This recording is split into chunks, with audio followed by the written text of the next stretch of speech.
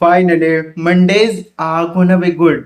मतलब एक हफ्ते का वेट करने के बाद में जब कोई सीरीज का एपिसोड देखने के लिए तुम सच में एक्साइटेड फील करो ना, तो एक सिनेफाइल के जिंदगी में मुझे लगता है कि वो one of the greatest time होता है। And house of the dragon season 3 का पहला एपिसोड हमारे सामने आ चुका है। It's so good. It has so many details, such a great fighting scenes and so many parallels कि इतने डिटेल्स है कि अगर आपने सर्च करने बैठ गए तो you gonna fucking it's gonna fucking blow your mind. And in case any of you are wondering कि इस स्टोरी को पूरा पढ़ने के लिए हमें कौन सी बुक चाहिए, तो this is the book basically you will be needing to read for the whole story ending तक। this is actually one of the greatest book that I have ever read।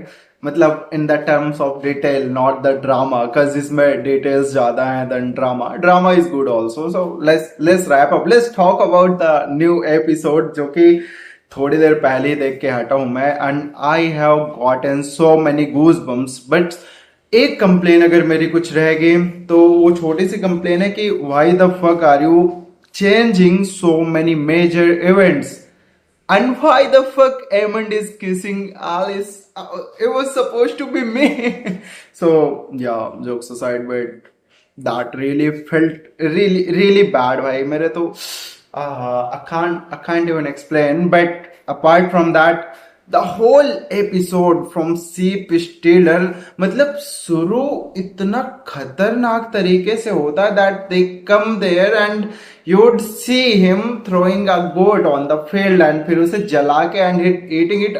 इतना terrifying। I'm telling you, मैंने वैगार को भी देखा है but सीप stealer वो so fucking terrifying. उसका फेस कितना ज्यादा वियर्ड है। लाइक द लोअर जबड़ा is bigger than the upper one and वो इतना कॉर्नी लगता है जब वो खाता है। It was such a great detail. मैं कहूंगा कितना बेहतरीन वीएफएक्स किया है उसका। बट अगर उससे थोड़ा सा आगे जाए तो वीसी की सारी तरफ बैटल एंड राजनीति पॉलिटिक्स चल रही है, जहां पर दोनों तरफ के लोग अपना अपना दिमाग लगा रहे हैं।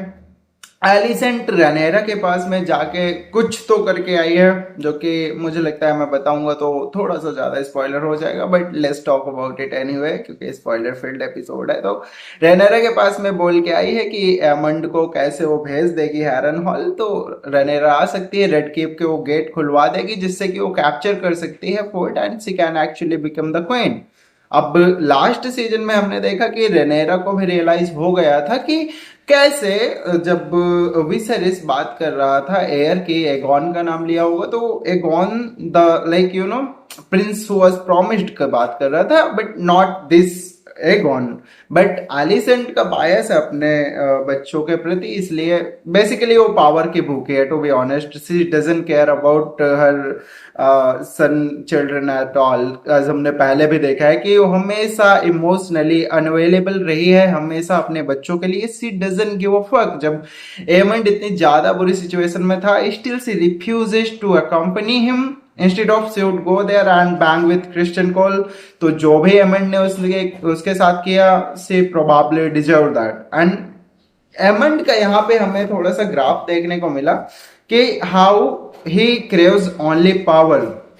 सो देयर इज थ्योरी कि इट्स नॉट नेसेसरी कि वो एलिसेंट की तरफ अट्रैक्टेड ही है, बट ऐसा भी हो सकता है क्योंकि एमंड को पावर हंगर है एंड ही थिंक्स कि अगर एलिसेंट को उसने कंट्रोल कर लिया, एलिसेंट के साथ में अगर उसने वो कर लिया जो कि आप सोच रहे हो, तो वो एक एब्सोल्यूट पावर स्टैब्लिश हो जाएगी उसकी। And that is just ego, nothing else, not lust I think at this point, because he has other like options as well।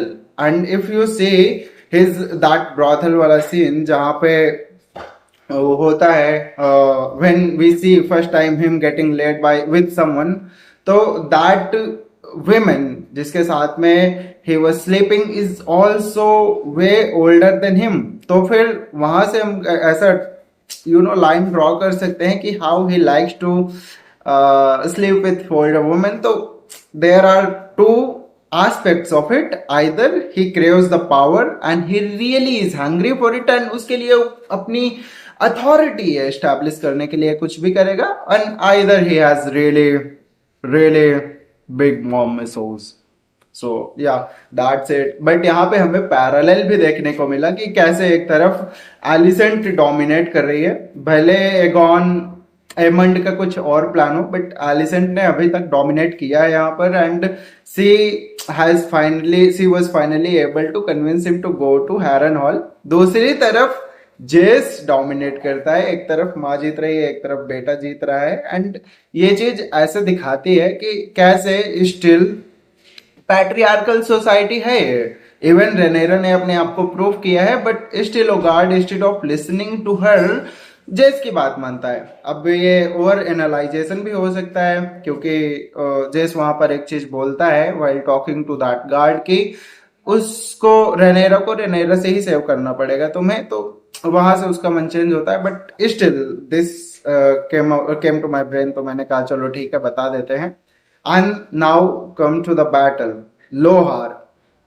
What of a woman you are. She was such a, like, I felt intimidated. She was really a mommy material. जैसे उसने इधर उधर फाड़ा है ना, and obviously in the end she met with Corlys Valerian as his son. By the way, उसके जो bastard है Corlys का, I never liked him much, but अभी थोड़ा सा मुझे थोड़ा पसंद आने लगा है. मुझे पहले लगता था कि it's just one of the propaganda they are trying to build, and वो बस टैक्स वैक्स के चक्कर में they are just putting him in. But अभी एक्चुअली उसका कैरेक्टर डेवलपमेंट अच्छे से हुआ है, जो कि मुझे पसंद आया. एंड दैट सिप वाला scene, if you already have watched the episode, तो जो ट्रेस पासिंग वाला होता है was breathtaking. I was like कि भाई, this is how you show a battle, this is how you need to, like, show the intensity of the battle, कि वहां पे कुछ भी हैवी एक्शन नहीं हो रहा है, but still I was fucking so anxious in that moment कि मैं देख रहा हूं कि भाई कैसे कैसे ये पार करने वाला. And then he does, and then लोहार डज, एंड उसके दो सिप उसमें चले भी जाते हैं.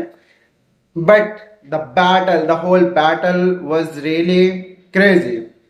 अब थोड़ा सा स्पॉइलर मैं अगर देना चाहूं तो यू ऑल माइट थिंक कि कॉर्लिस मर चुका है, बट कॉर्लिस अभी नहीं मरा है. You gonna see more of him in future, and there are very very shocking events around him. तो वो देखने में भाई you are not ready for this, I am telling you.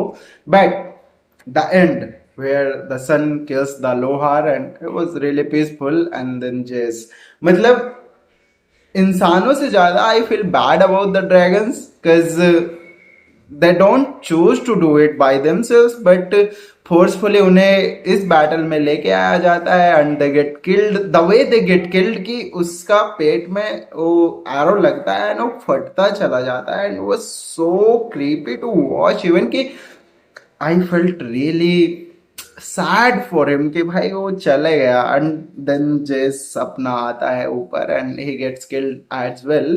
But इन सब के बीच में अगर कोई रियल साइको था तो that is shape stealer. I think Aemond का ना स्पिरिट एनिमल अगर कोई होता तो वो सेप स्टीलर होता. What do you think about that motherfucker was just like playing with the both of the teams के बाद में वो ऊपर आ सके. सो yeah, that was it, and this episode was really great. मैं थोड़ा सा और स्टार्स को ज्यादा देखना चाह रहा था, जो कि आगे हमें थ्रू आउट द सीजन देखने को मिलेगा ही. बाय द वे अभी अनाउंस नहीं किया है कि किस सीजन में एंड करेंगे ये, तो मैं एंडिंग को देखने के लिए बड़ा एक्साइटेड हूँ.